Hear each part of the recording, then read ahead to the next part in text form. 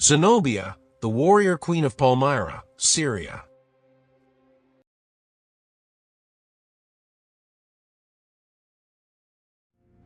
In 30 BC, the last active Ptolemaic queen of Egypt, Cleopatra VII, was dead.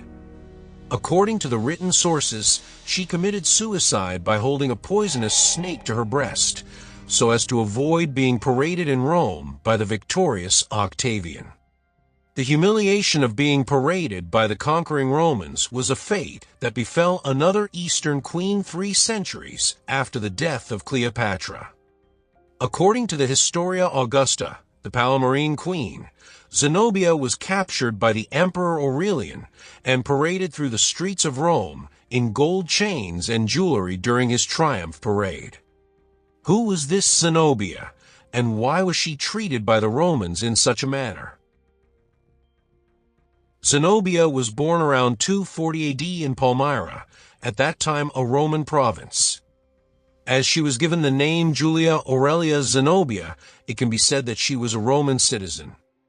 Roman citizenship was granted to her father's family at an earlier date, perhaps during the reign of Marcus Aurelius in the latter part of the 2nd century AD.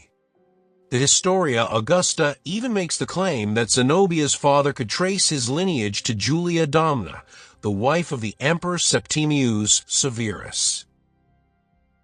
By 258 AD, she was married to Septimius Odaenthus, an influential member of Palmyrene society. The exact position of Odaenthus, however, is slightly unclear. Whilst Odaenthus was honored with Roman titles and making him sort of Roman governor of Palmyra, he was also retrospectively given the title King of Kings. The latter title, however, may not be an indication that Odaenthus desired to carve an independent kingdom for himself, as it was conferred onto him for his defeat of the Sasanian king, Shapur.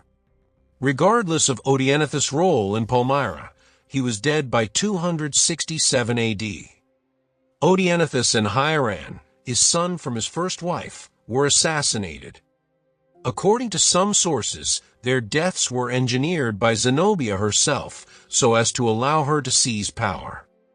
This view, however, has been rejected by modern scholars, as it was the Emperor Gallienus who was responsible for Odaenthus' death. Nevertheless, Zenobia's son Vabalithus became king of Palmyra, whilst Zenobia ruled as regent. As Rome was gripped by the crisis of the 3rd century, it was the perfect opportunity for Zenobia to extend Palmyrene rule. In 269-70 AD, Zenobia sent her general, Zabdas, to claim the Roman province of Egypt as her own. With help from their Egyptian ally, Timagenes, the Palmyrenes were able to defeat the Roman prefect of Egypt, Tenagenoprobus, and his army. To consolidate her position in Egypt, she claimed that she was a descendant of Cleopatra. Like the Ptolemies, Zenobia was a patron of scholarship, and even during her early reign, surrounded her court with intellectuals and philosophers. Following the conquest of Egypt, Zenobia then marched her army into Anatolia, conquering Roman territory as far west as Ancyra. Subsequently, she conquered Syria, Palestine, and Lebanon using a blend of military might and ideological propaganda. Initially, the Palmyrene Empire was recognized by the new Roman Emperor Aurelian, who was occupied with the campaign against the Gallic Empire in the west. This recognition is evident in Palmyrene imperial coinage struck in Antioch, which showed that Vabalithus and Aurelian were of equal rank.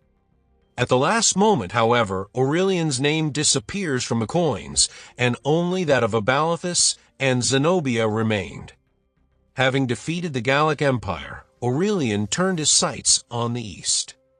The Palmyrene decision to break away from the Roman Empire may be seen as a reaction against Aurelian.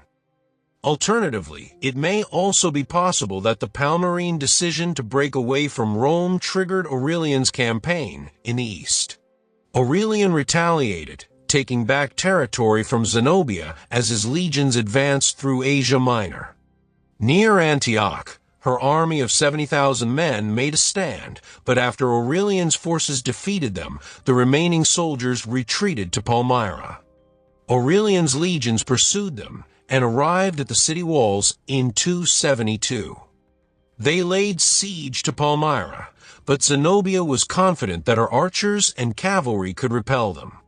If that did not work, perhaps the Romans would succumb to hunger and the merciless desert climate.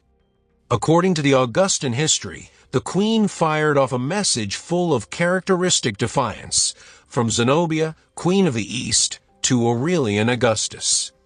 You demand my surrender as though you were not aware that Cleopatra preferred to die a queen rather than remain alive, however high her rank. Stung by this rebuff from a woman, Aurelian redoubled his efforts to take the city. In desperation, Zenobia and Vabalithus then fled to Palmyra, where they prepared to defend the city. It is recorded that Zenobia was expecting aid from the Sasanians.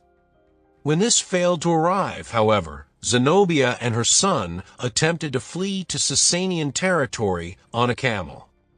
They were captured by Aurelian, however, while trying to cross the Euphrates River. The fate of Zenobia becomes a mystery after this. One source records that Zenobia and Vabalithus drowned in the Bosporus whilst being transported back to Rome, while another records that she was paraded in Rome by Aurelian, following which she was given a villa near Rome. Much like her birth, the exact circumstances of Zenobia's death are uncertain. Some Arab sources say that she committed suicide to avoid capture. Roman sources claim that Aurelian, unwilling to put a woman to death, brought her as a captive to Rome. The queen, it was said, had always longed to visit Rome, and this hope was not unfulfilled, the Augustan history recorded with irony, for she did, indeed, enter the city, but vanquished and led in triumph. Some sources claim she was decapitated there. Others recount that she married a Roman senator and lived out her life as a Roman matron. Whatever befell her, Zenobia has captured the imagination of generations of writers, enthralled by the exploits of this powerful queen who defied Rome. Regardless of the ending, Zenobia's life is indeed an eventful and colorful one that may even rival that of Cleopatra VII. After all, operas and literature about Zenobia's life have been written as early as the 14th century.